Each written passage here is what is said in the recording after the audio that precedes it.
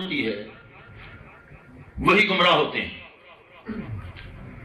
جو قرآن کریم کو تدبر غور و فکر سے پڑھتے ہیں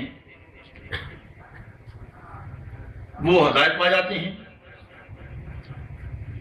اور جو اس کے محو ضمیر کو سمجھنے کی کوشش نہیں کرتے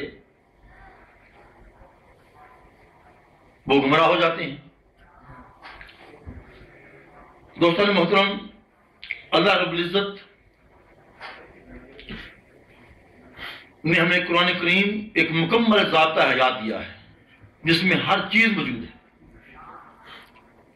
اس سے قطعاً کوئی انکار نہیں ہوتا اور نہ کوئی انکار کر سکتا ہے۔ یہ قرآن کریم دو گروہوں کا ذکر کر رہا ہے، ایک ہدایت یافتہ، ایک گمراہ کن لوگ۔ قرآن کی آیتیں وہی ہیں، صورتیں وہی ہیں، الفاظ وہی ہیں، آخر کیا وجہ ہے کہ وہ لوگ جنہوں نے قرآن کریم پہ عمل کیا اور اس کو پڑھا، اس پہ غور کر کے پڑھا، محبت مصطفیٰ میں پڑھا، تو وہ لوگ زمانے کے رہنما بن گئے اور بعض پڑھنے والے گمراہ ہو گئے۔ آخر کیا وجہ تھی؟ اللہ رب العزت قرآن کریم کی آغاز میں اس کی اوائل کی آیتوں میں فرماتا ہے ذالک الکتاب لا ریب فیہ ھدی للمتقین۔ قرآن کریم ہدایت تو ہے، لیکن شرط یہ ہے کہ ہدایت اسے ملتی ہے جو تقوی دار ہیں، ھدی للمتقین، جو پرہیزگار ہیں، جو تقوی داری کا دامن اپنے ہاتھ سے نہیں چھوڑتے،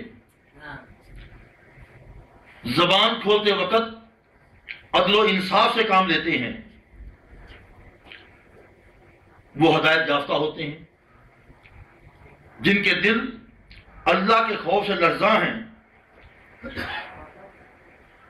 وہ ہدایت پاتے ہیں، اور وہ لوگ جن کے دل میں خوف خدا نہ ہو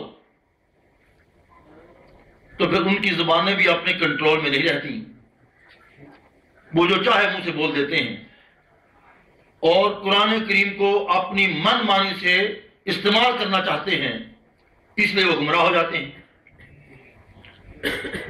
قرآن کریم کو کوئی اپنے طور پہ استعمال نہیں کر سکتا، جو کرنا چاہتے ہیں چونکہ کر نہیں سکتے تو تعویلیں کرتے ہیں، ان تعویلات کی وجہ سے وہ گمراہ ہو جاتے ہیں۔ تو عزیزان گرامی، اللہ رب العزت نے قرآن کریم کو سمجھنے کے لیے یہ شرط ہدایت کی عطا کرنے کے لیے شرط لگا دیا تقوی داری کی، پرہیزگاری کی، کہ دلوں میں خوف خدا ہو،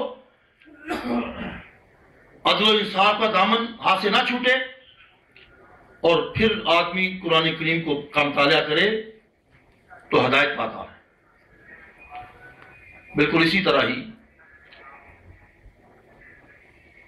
ہمارے معاشرے میں، امت مسلمہ میں بہت سے امور ایسے ہیں، بہت سے معاملات ایسے ہیں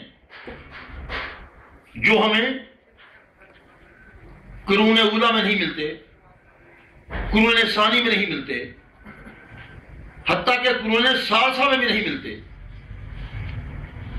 اور وہ عمل خیر ہیں۔ جب عمل خیر ہیں تو بعض لوگوں کی نگاہ اس عمل خیر پہ نہیں جاتی، اس کی اچھائی پہ نہیں جاتی، فقط ایک لفظ کہہ کر اسے ٹھکرا دیتے ہیں، وہ لفظ ہے بدعت۔ لفظ کیا ہے؟ بدعت۔ بدعت کا مادہ بدعت سے ہے، یہ عربی کا لفظ ہے جس کا معنی ہے ابتداء۔